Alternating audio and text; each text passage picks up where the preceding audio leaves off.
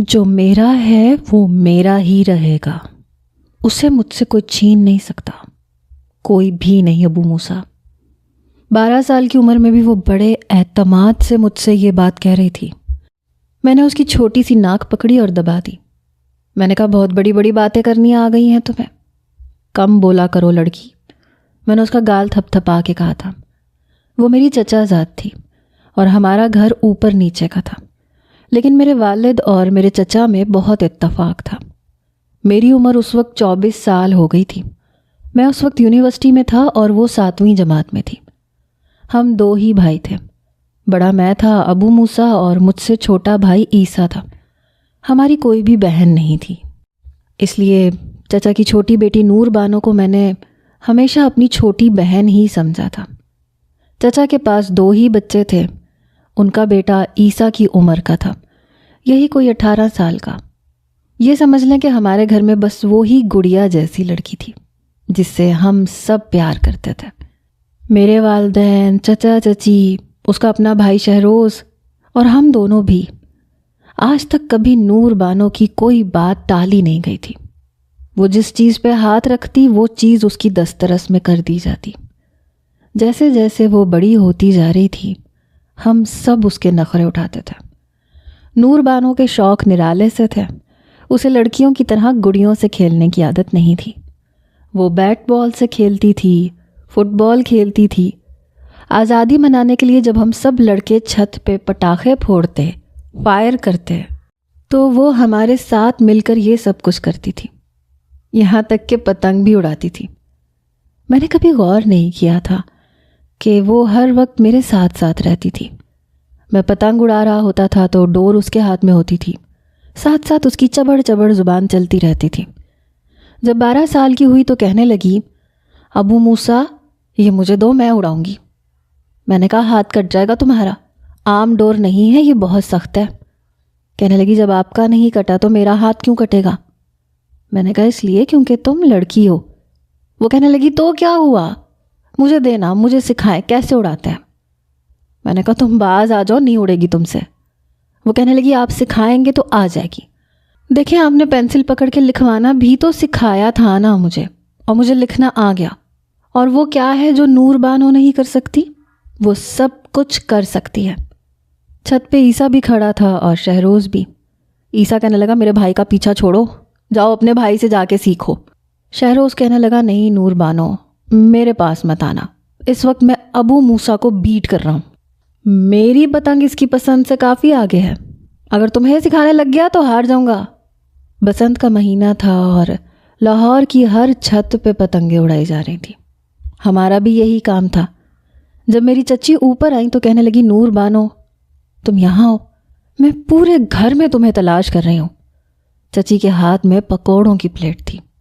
پکوڑے دیکھ کے نور بانو نے ڈور وہیں پھینکی اور کہنے لگی امی یہ تو آپ نے بہت اچھا کیا۔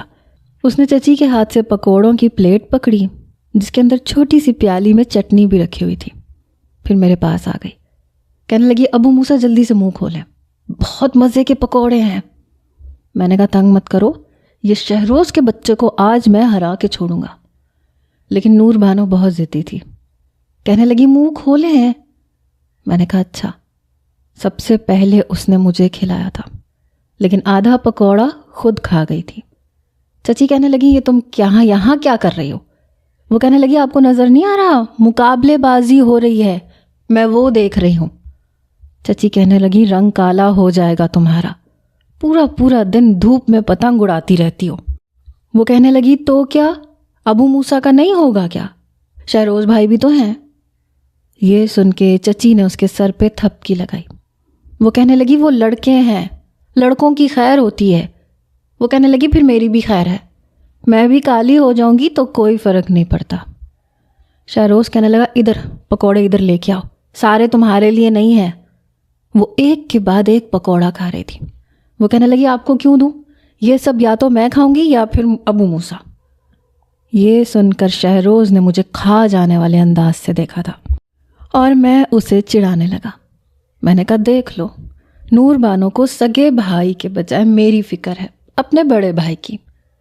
بہرحال وہ دن بھی گزر گیا تھا۔ ہماری چھت بہت بڑی تھی، اس لیے باربیکیو کا پروگرام بھی اوپر ہی تھا۔ دوپہر 3 بجے ہی میں چھت پر چلا گیا تھا۔ اس وقت میرا یونیورسٹی کا آخری سیمسٹر چل رہا تھا۔ جیسے ہی میں چھت پہ آیا، سامان رکھنے لگا تو وہ بھی اوپر آ گئی۔ کہنے لگی آپ اتنی دھوپ میں کیا کر رہے ہیں؟ میں نے کہا بس کچھ نہیں، یہ پتنگیں رکھ رہا تھا، ڈوریں باندھ رہا تھا، اور پھر آج تو باربیکیو بھی ہے، بہت مزہ آئے گا۔ وہ کہنے لگی پلیز مجھے بھی سکھائیں نا۔ میں نے کہا تمہیں نہیں آئے گا، بہت مشکل ہے، کیسے سکھاؤں تمہیں؟ ڈور ہاتھ میں پھر جائے گی، زخم آ جائے گا۔ وہ کہنے لگی کچھ نہیں ہوتا، آپ مجھے سکھا دیں۔ میں نے کہا اچھا ٹھیک ہے۔ میں نے پتنگ پکڑی اور اس کی اڑان بھری۔ جیسے ہی پتنگ ہوا میں پرواز کرنے لگی تو میں نے اسے اپنے قریب بلایا، ڈور اس کے ہاتھ میں پکڑا دی۔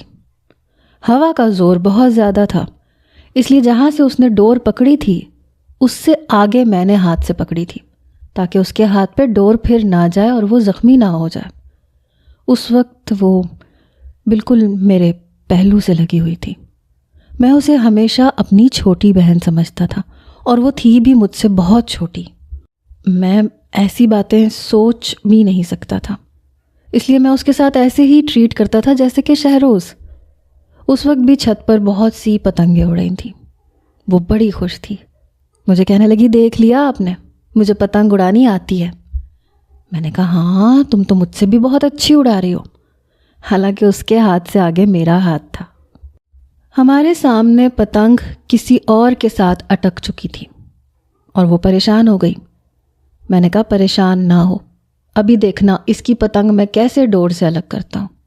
میں نے سامنے والے کے پتنگ کی ڈور توڑ دی تو وہ اتنی خوش تھی کہ بے ساختہ میرے گلے لگ گئی۔ کہنے لگی آپ نے بہت اچھا کیا۔ میں نے کبھی اسے منع نہیں کیا تھا۔ اس کے بعد وقت یوں ہی گزرنے لگا۔ میں نے پاکستان میں جاب نہیں کرنی تھی، اس لیے میں نے باہر اپلائی کیا۔ تب وہ 13 سال کی تھی جب میری جاب اٹلی میں لگ چکی تھی اور مجھے جانا تھا اور پورے 5 سال کے لیے جانا تھا۔ جب میرے جانے کی خبر نور بانو کو پتہ چلی تو وہ بے دھڑک میرے کمرے میں آ گئی۔ میں اس وقت ابھی اپنی شاپنگ کر کے ہی آیا تھا۔ کہنے لگی آپ کہاں جا رہے ہیں؟ میں نے کہا اٹلی جا رہا ہوں، وہاں سے تمہیں مزے مزے کی چاکلیٹس بھیجوں گا، گفٹس بھی بھیجوں گا۔ وہ کہنے لگی مجھے نہیں چاہیے۔ میں نے کہا تو پھر جو چاہیے وہ بتا دو۔ کہنے لگی مجھے آپ چاہیے، آپ کہیں نہیں جائیں گے۔ میں نے کہا ضد نہیں کرو، دیکھو میں تمہارے لیے بہت اچھی اچھی چیزیں لاؤں گا۔ لیکن وہ رونے لگی، پھر کہنے لگی پلیز مت جائیں۔ میں نے کہا دیکھو تمہاری ہر بات پوری نہیں کر سکتا، مجھے جانا ہے، اپنا کریئر بنانا ہے، اور پھر 5 سال کے بعد میں آ جاؤں گا۔ 2 گھنٹے لگے تھے مجھے اسے اس بات پر راضی کرنے کے لیے کہ وہ ہنسی خوشی مجھے جانے دے۔ اس کو میں مارکیٹ لے کے گیا، وہاں گول گپے کھلائے، دونوں ہاتھوں میں بھر بھر کے چوڑیاں پہنائی، ساتھ میں جو کہتی رہی میں اسے دلاتا رہا۔ رات دیر تک وہ میرے ساتھ باہر گھومتی رہی، پھر گھر آئی۔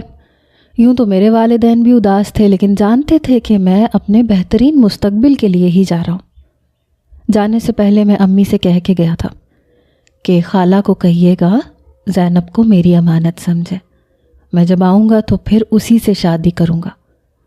زینب میری خالہ زاد تھی۔